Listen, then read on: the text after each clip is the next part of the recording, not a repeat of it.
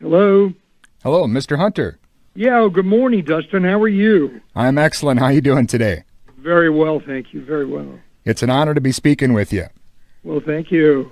Well, I want to ask you first about the new documentary that's coming out, Tab Hunter Confidential. Can you tell the listeners a bit about that? You bet. I did a book a few years ago called Tab on Confidential, which was really difficult for me to do, but I figured, I heard somebody else was going to be doing it, and I thought, no, I'm not dead where somebody can then write all kinds of garbage about you that they want and put a spin on your life. So we did that, and then a few years ago, Alan said, I want to do the documentary where we can show people what it was like in Hollywood back in the days of the studio contracts and what your journey has been like. And I thought, oh, all right, so let's do it. And he did this wonderful documentary that has been really well received, and I've been very, very excited about it and very thankful. So were you kind of surprised that, I guess you kind of turned the tables on these people and did it before they could, and it turned out to be quite a success for you. That's really awesome. Well, the reason I did it is because I didn't want some schmuck putting a spin on my life that didn't know me. People are always like that. Oh, he was like this. Oh, she was like that, and they label you as this or that. And I'm sick of labels. In fact, the book, my first line in the book in capital letters was, I hate labels. We are all human beings, and what's the important thing is what kind of a human being are we? That is the key. Yeah, for sure. And, speaking of labels, I know back when you first started in the business, it was definitely taboo, but I know you came out recently as gay, and I got to assume that's kind of a relief after all these years to kind of get that out there. Not really, because I'm glad I did it, but I'm a very private person. I always have been. But I felt I had to because I didn't want someone else, putting a spin on my life.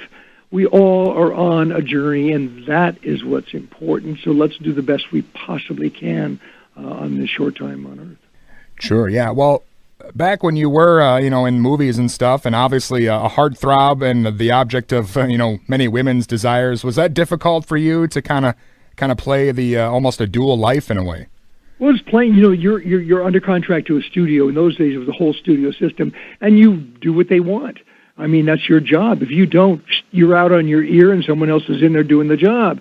And, oh, wow, as a kid, I loved movies. I went to them all the time. I fell into the business. I was a product of Hollywood, a brand new name. Where does one serve one's apprenticeship? So once I realized what it was all about, I figured this journey is major. I damn well better learn my craft. And I love that because I met some great people, wonderful actors and actresses, and just went from there. So is it safe to assume if the public had found out about your private life back then, that probably would have spelled the end for your career, I imagine? Well, I don't know. I did one time a Confidential story was out in Confidential magazine, was the rag of the day, and they told a story that this agent had planted on me to save one being done on, instead of being done on Rock Hudson, they did it on me. And I thought, oh my God, that's got to be the end of my career. But interesting thing, people believe what they want to believe. And I was shocked. I was never an out there in your face kind of a person. When you're a young kid, you think you're bulletproof and yeah, this is life and all great. But, I love being a part of that industry, the industry will never be like that anymore. But I was fortunate to be a part of that whole movie system that finally collapsed with those great moguls like Jack Warner, Harry Cohn, Daryl Zanuck, people like that. To be a part of that, it was very exciting, but I never, ever talked about my sexuality. Well, then as a guy who has been through, the golden years, as you call them, and then up until, more recently, do you think it's changed for the worse then, the kind of the movie business now? Is it, I don't know, what are your thoughts on the business today, I guess is what I'm asking.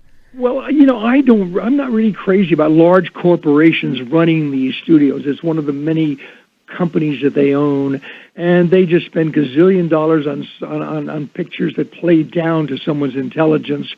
And that really bothers me. I'm a lover of the independent film or the creative young people who are around today that give us things that feed us mentally, physically, and number one, spiritually. I think that's very, very important. we've got to slow down a little bit, or at least in my mind, it's a good thing if we think about doing that. And going forward with our thinking. Sure, yeah. And on that subject, I got to ask you about your memories of working with Divine and John Waters. We've had John on the show before, and I love your work in Polyester, and of course, The Lust in the Dust afterwards. Well, I love John. He's like your friendly undertaker. He's a great guy. He called me. I was doing a play years ago in Indianapolis, and he called up and said, "My name is John Waters. I don't know if you know me." I said, "Yeah, I'm a major fan of yours. Are you kidding? I love Mundo Trasho and Pink Flamingos."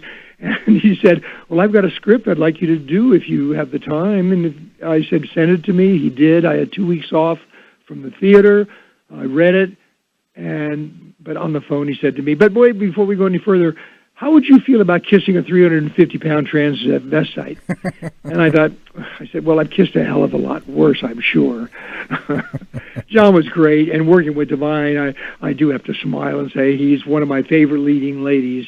Put him right up there with Sophia Loren, Natalie Wood, Debbie Reynolds, the whole bunch. Yeah, that is awesome. And Tab, I got to say, you are probably one of the few people who not only had a successful movie career, but you had hit singles out as well. I want to ask, how that came about. Is that something you always wanted to do, kind of both sides of the coin? Well, I used to sing in the choir, church, and I used to sing in the shower. Now, we all sound good in the shower with all that, the acoustical sound, all of them. But I was doing a tour with Natalie Wood for a film we did called The Burning Hills. Best thing in it was my horse. And we were in Chicago, and there was a DJ there, Howard Miller, and he was huge. And he heard me, I was just singing, and he said, "Did you ever think of recording?" And I said, "Oh, I'd love to do that sometime." He said, "Let me talk to Randy Wood at Dot Records." He called up Randy. Randy called me when I got home. He presented me with Young Love. He heard me sing, and he said, "I'd like you to record this." I recorded it on a Friday. Monday morning, I was driving down Sunset Boulevard, heard it coming out of the car radio, and almost hit a palm tree. I was so excited. And oh, my gosh. It knocked Elvis out of the #1 slot, stayed there for well over 6 weeks, and I started recording for Dot. Well, Jack Warner, who I was under contract to at Warner Brothers, called me in. He said, "Wait a minute. We own you for everything." I said, "But Mr. Warner, you don't have a recording company." He looked at me and he said, "Well, we do now," and they started Warner Brothers Records. Oh, wow. Yeah. Amazing, isn't it? When you stop to think of your Warner Brothers Records today, my gosh. Yeah, I did not know that. That's incredible that's how that all started. I still think that's incredible, too. Well, yeah, obviously you have done just about everything and there is to do. And I know the documentary, Tab Hunter Confidential, is out. And is there something else maybe you see on the horizon, or maybe another project you're working on? No, well, we do have some projects on the shelf, and my partner Alan is a great producer, and let him produce them. I'll go back to feeding carrots with my horses and mucking out the real stuff. Excellent. Well, again, Tab, I appreciate your time. It's been an honor talking with you today. Thanks so much. Thank you so much, and enjoy the documentary. We worked hard on putting it together for you, and the response has been overwhelming so far. Excellent. I will do that for sure. Thank you so much. Thank you. All right. Bye.